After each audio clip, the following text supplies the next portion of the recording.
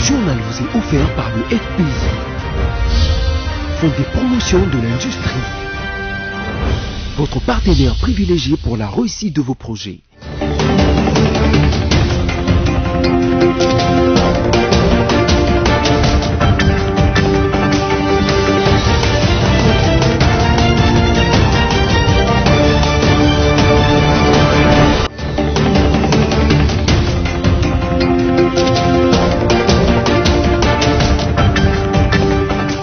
Mesdames, Messieurs, bienvenue à cette édition rétrospective dont voici le sommaire. Le chef de l'État, Félix-Antoine Tshisekedi Tshilombo, a lancé au cours de cette semaine finissante la 8e réunion de la conférence de gouverneurs de province. Et puis plusieurs universités et instituts supérieurs de la République démocratique du Congo, jugés comme étant non viables, ont été fermés. Décision prise par le ministre de l'Enseignement supérieur et universitaire Moïse Nzangi. En prévision de la visite effectuée à la fin de cette semaine par le chef de l'État à Mbuji-Mayi dans le Kassai oriental, une délégation mixte présidence de la République et fonds de promotion de l'industrie a fait les déplacements pour précéder le président de la République.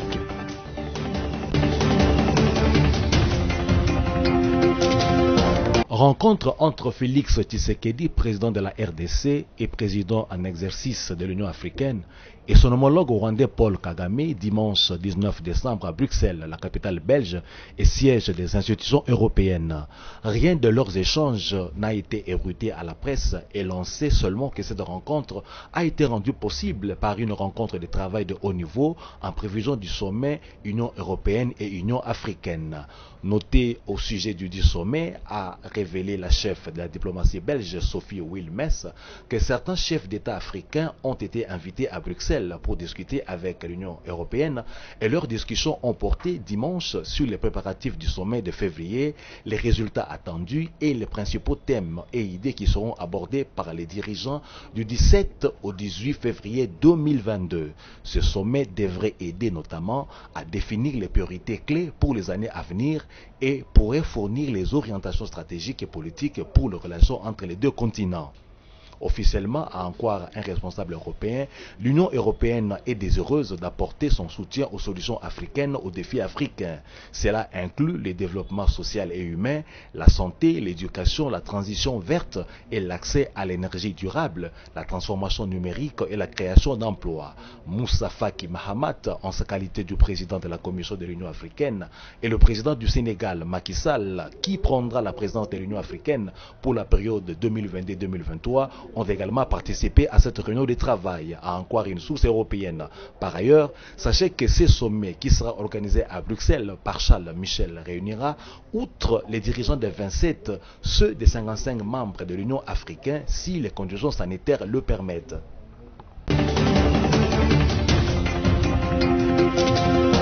Le président de la République, chef de l'État, Félix-Antoine Tshisekedi Tshilombo, a ouvert ce mercredi 22 décembre 2021 au Palais de la Nation la 8e session de la conférence des gouverneurs de province.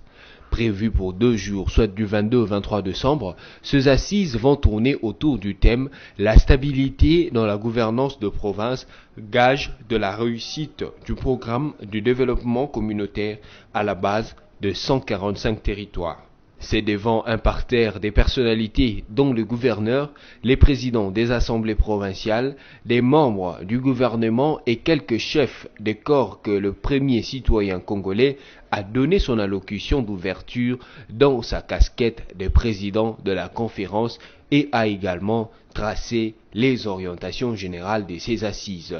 Un programme chargé couronnera cette conférence jusqu'à sa clôture où ressortiront différentes résolutions qui permettront aux gouverneurs de parfaire non seulement leur travail, mais aussi d'aider leur province dans leur gestion et d'aller de l'avant en vue d'éradiquer la situation désastreuse qui paupérise l'ensemble de la population.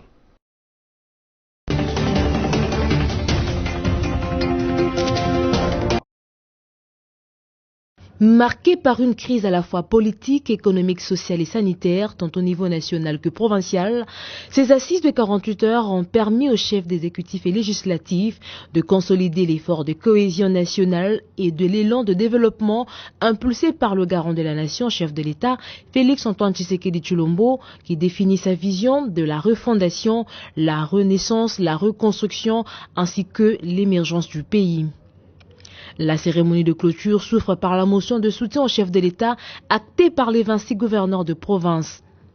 Le gouverneur de la Tchouapa qui a lu cette motion a rassuré que le collectif des gouverneurs s'engage dans le cadre de la décentralisation à travailler en toute harmonie avec le pouvoir central et adhère à la vision du premier citoyen congolais pour la mise en œuvre du programme de développement de la République. Il sollicite une instruction ordonnant la mise sur pied d'un moratoire suspendant l'usage des motions de défiance et de censure par les assemblées provinciales pour le restant de l'actuelle législature pour la stabilité des institutions provinciales. Faisant à son tour le compte-rendu des travaux des différentes commissions, le vice-premier ministre, ministre de l'Intérieur, Sécurité, Décentralisation et Affaires coutumières, Daniel Asselo, a rapporté sur les états des lieux pour l'essentiel que la paix et la sécurité règnent sur toute l'étendue du territoire national, en dehors des provinces du Nord Kivu et de l'Ituri, soumises à l'état de siège depuis mai 2021. Il a profité pour encourager le travail remarquable de la police nationale congolaise et tous les services de sécurité. Le chef de l'État a apprécié les différentes résolutions et assure l'accompagnement de son gouvernement pour enrayer les obstacles au développement des provinces. Conformément à l'esprit du constituant, ce n'est qu'au gré de cet effort à la fois soutenu, singulier et en même temps collectif de réflexion que consacre le principe de la décentralisation que nous assurerons notre développement en tant que nation. Je me réjouis de la sincérité qui vous a animé dans la présentation des diagnostics, des états des lieux ou encore dans la formulation des recommandations pour la résolution des crises de leadership et la promotion de la stabilité dans les provinces, conditions essentielles pour la mise en œuvre effective de ma vision de développement pour le bien-être de nos populations.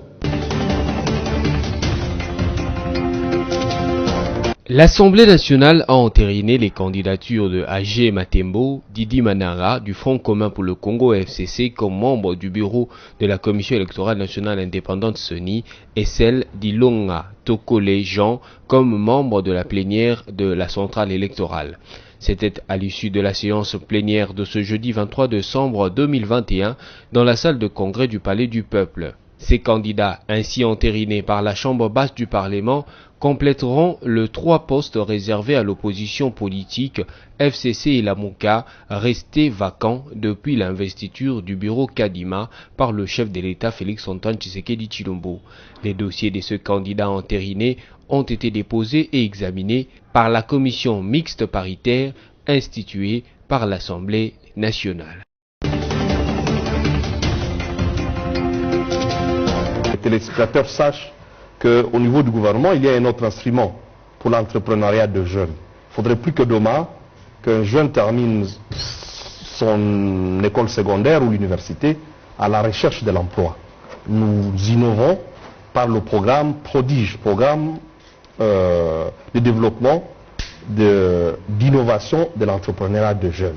Ce programme voudrait que l'année scolaire et académique prochaine, 2022-2023, nous introduisions dans le cursus de notre formation de cours sur l'entrepreneuriat de l'école primaire. De sorte que quand on a un diplôme, pas pour chercher du travail, mais pour créer du travail. Ce programme, existe, il sera implémenté et le gouvernement fait tout pour que l'année scolaire et académique prochaine, il y ait des cours sur l'entrepreneuriat. C'est autant qu'il y a des incubateurs qui doivent se créer selon des filières, selon les filières de chaque province, des incubateurs qui doivent, et des centres PME qui doivent se créer dans tous les chefs-lieux de nos provinces. C'est un programme pour 2022.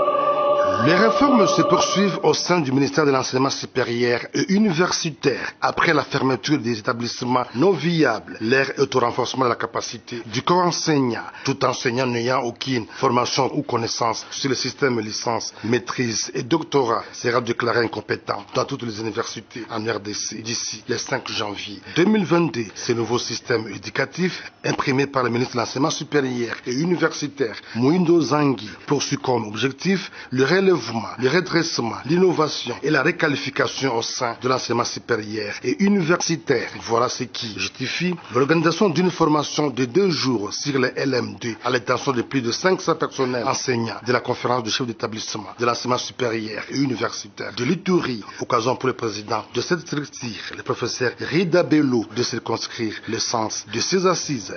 Cette formation vise la remise à niveau des enseignants capables de répondre aux exigences de l'enseignement du système LMD. Au gouverneur de province de l'Ituri, le lieutenant général Luboyanka Johnny, d'inviter les participants de capitaliser cette formation en vue d'améliorer la qualité de l'enseignement à la République démocratique du Congo. L'enseignement joue un rôle primordial dans le modélage de l'humain et la promotion du développement d'une entité.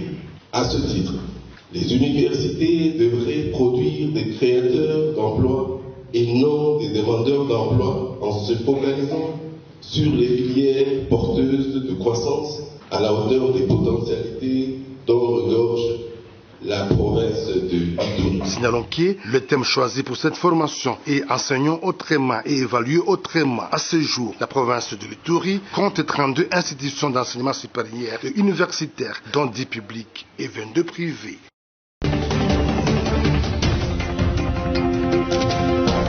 Cette rencontre de prise de contact avait pour objectif d'évaluer l'année 2021, du début presque à la fin, en vue de préparer l'année prochaine, mais aussi statuer sur tous les problèmes qui affaiblissent les secteurs.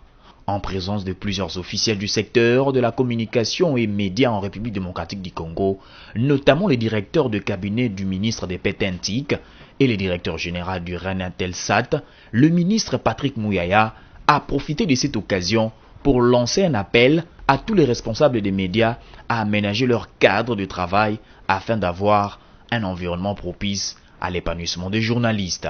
On fait un tableau général, on sait qui est en ordre avec la loi, on sait qui est en ordre non pas seulement avec la loi, mais avec les exigences du métier.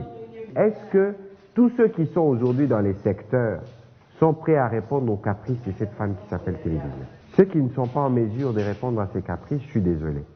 On va les aider à faire un autre métier. Pour ces responsables des médias congolais, il s'agit plutôt d'un échange constructif avec le ministre des tutelles. Son leitmotiv, c'est de vouloir mettre de l'ordre dans le secteur de l'audiovisuel particulièrement, et surtout dans ce qui concerne la TNT. Rachel Kitsita, patronne de la chaîne de télévision Actu 30, propose que le ministre Mouyaya procède aux enquêtes dans différents médias afin de voir la viabilité ou non et suggère des sanctions en cas d'une faute. Il faudrait accepter qu'au nom de la loi et au nom des principes qui régissent l'organisation et le fonctionnement des médias en RDC, qu'on arrive à un moment donné à fermer et à mettre de l'ordre. L'homme du changement de narratif, comme il aime qu'on l'appelle, a promis de s'impliquer davantage pour l'amélioration du secteur de médias en République démocratique du Congo.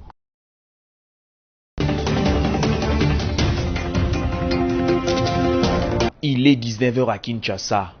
Une panique générale a gagné ce quartier. Le coup à gaz lacrymogène, des tirs à balles réelles. Un élu national qui accompagnait la délégation du ministre des ITPR est blessé, à savoir le député national Ogi Kalonji. Pour une bonne cause, on a été attaqué par balles réelles. Nous avons appelé le général Kassongo, il a entendu. On ne va pas se laisser faire. On ne va pas se laisser faire. On va amener cet individu à comprendre que nous avons tout un peuple derrière nous et il va devoir en tirer les conséquences. Les autres membres de la délégation connaissent également des blessures. Aussi, la délégation du ministre des ITPR avait dans sa suite les DG de l'OVD et tout son staff en mission d'inspection du programme Tchilé-Gelou lancé par le chef de l'État. La tension était au zénith, les commissaires provinciaux de la police et d'autres services de sécurité étaient déjà mobilisés pour les enquêtes. Pour rappel, Alexis Guizaro, ministre des ITPR, était en tournée d'inspection dans les 4 districts de la ville de Kinshasa et pris en altercation et gazé par les policiers dans une concession d'un sujet belge qui fait la loi au quartier CPA dans la commune de Mongafula. Sur le terrain a été malheureusement victime de quelques coups de semonce de la part de certains éléments manifestement commis à la garde d'une propriété, ce qui a entraîné effectivement une grande débandade. Je peux vous rassurer que je suis en bonne santé. Il y a eu effectivement quelques blessés légers. Suite à la débandade, les gens ont pris panique. Mais voilà. Donc, ce qu'il faut dire à ce stade, simplement, c'est que le responsable a été interpellé par les forces de l'ordre. Et je pense que dès demain, il pourra comparaître en flagrance. Il n'y a pas eu de contact avec le propriétaire de cette résidence ou de cette propriété.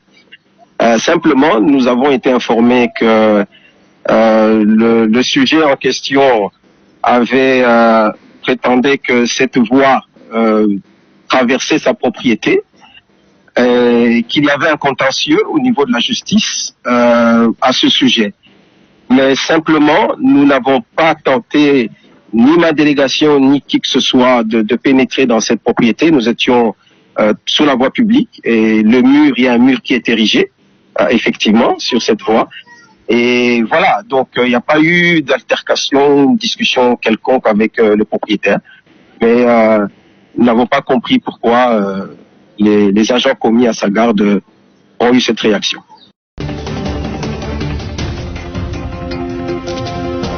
Des blancs vêtus, comme à l'accoutumée, lors de ses descentes publiques dans les principales villes du pays, Moïse Katumbi a été fier de la forte mobilisation de ses compatriotes à Kisangani. Une fois sur le podium, à la place de la Poste, Moïse Katumbi se décide à lever les suspens sur le maintien à l'union sacrée. À la question d'un étudiant de l'université de Kisangani qui lui demande des éclaircissements sur son appartenance à ces courants initiés par Félix Tshisekedi, les Charman lâches. Nous sommes là pour faire avancer le pays, mais pas pour accepter les bêtises. Le président de la République nous avait demandé de venir pour le développement du pays. Et quand on était en consultation, nous nous étions convenus de faire avancer le pays, argumente-t-il. Visiblement dépité par l'évolution de la politique en République démocratique du Congo, cet ancien député de l'ex-Katanga a tenu à préciser à l'égard de ses détracteurs. Je ne suis pas entré en politique pour l'argent. Mon problème, c'est que le peuple soit bien. Nous avons besoin que le peuple congolais se retrouve, a-t-il soutenu devant la foule. Comblé après avoir communié et échangé avec la population de Kisangani durant la journée du lundi, Moïse Katumbi met déjà le curseur sur le scrutin de 2023. Il compte pour ce faire sur le Boyomé qu'il remercie pour lui avoir apporté le soutien lorsqu'il était en exil.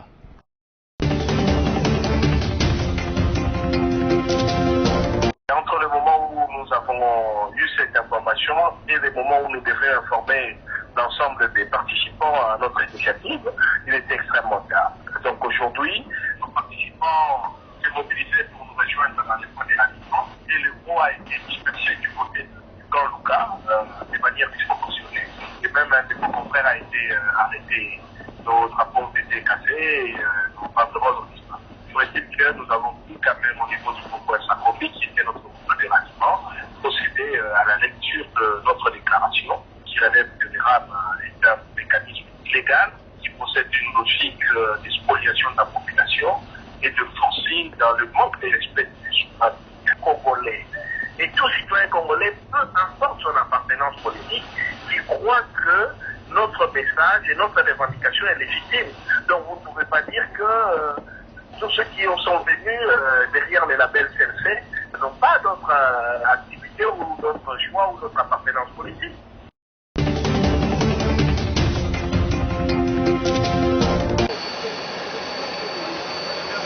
En prévision de l'arrivée très prochaine du président de la République et chef de l'État, Félix Antoine Tshisekedi Tshilombo à Mbuji-Mayi, chef-lieu du Kasaï oriental, une délégation mixte, présidence de la République et Fonds de promotion de l'industrie, FPI, conduite par Guilan Nyembo, directeur de cabinet du président de la République, et Jean-Claude Kalenga Makonga, directeur général intérimaire du FPI, d'autre part, a effectué une visite d'inspection des travaux de construction des infrastructures structurantes dont les écoles et les hôpitaux inscrits dans le programme présidentiel accéléré de lutte contre la pauvreté et la réduction des inégalités.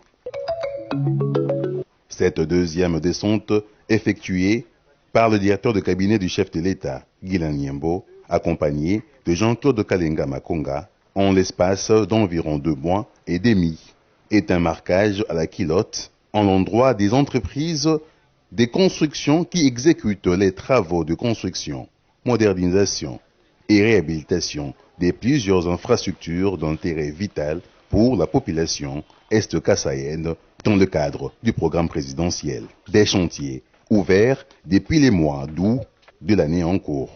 La délégation mixte présidence de la République EFPI a principalement visité 4 chantiers où les travaux connaissent des avancées significatives. Il s'agit notamment des écoles du 4 janvier et le complexe scolaire Kalenda Mudishi.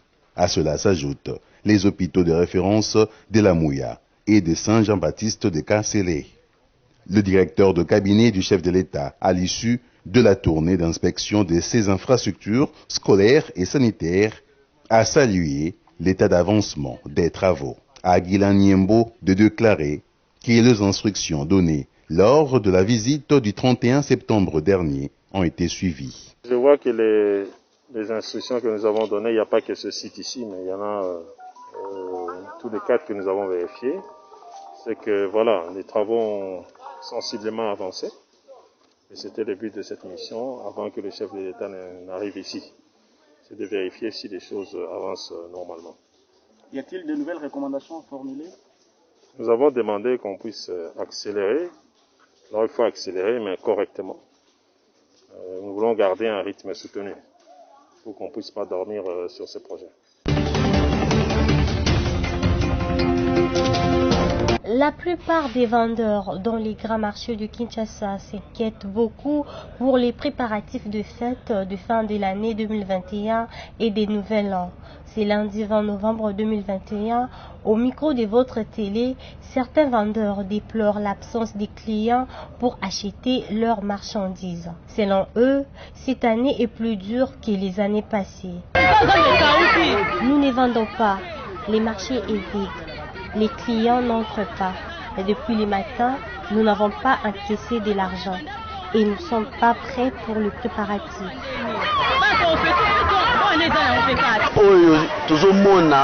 Cette année vraiment est plus dure que les années passées. Nous ne vendons même pas. Nous souffrons énormément.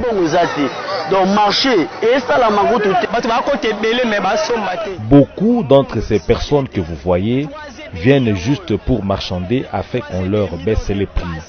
Mais si nous baissons les prix, qu'allons-nous gagner? Nous n'avons même pas de bénéfices.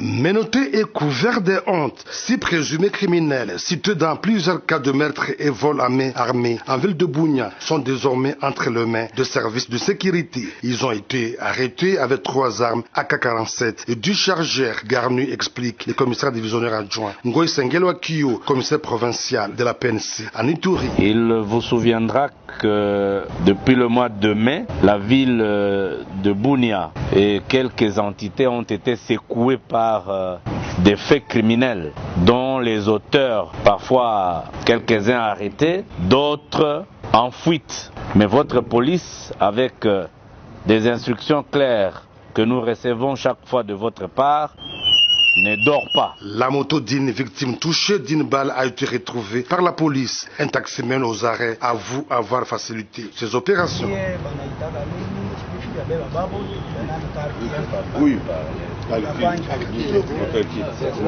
Le 7e présumé criminel, il s'agit d'un policier déserteur qui a rejoint la milice Codeco et ayant planifié la récente attaque dans la commune rurale de Mungwalu, a dit Ngoï Sengelwa Kiyo.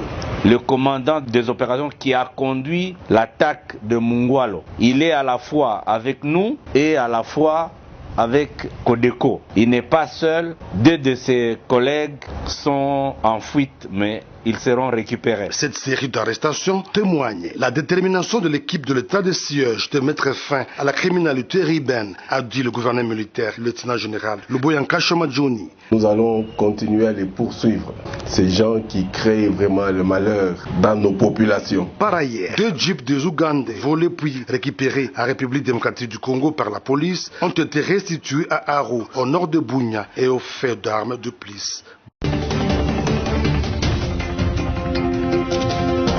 Place à présent au rappel de principaux titres de ce journal. Le chef de l'État, Félix-Antoine Tshisekedi Tshilombo, a lancé au cours de cette semaine finissante la 8e réunion de la conférence de gouverneurs de province. Et puis plusieurs universités et instituts supérieurs de la République démocratique du Congo, jugés comme étant non viables, ont été fermés. Décision prise par le ministre de l'Enseignement supérieur et universitaire Moïndo Zangui.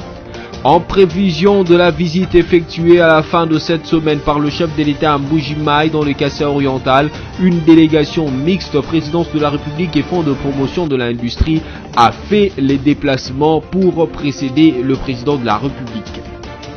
C'est tout pour cette édition rétrospective, merci à vous de l'avoir suivi.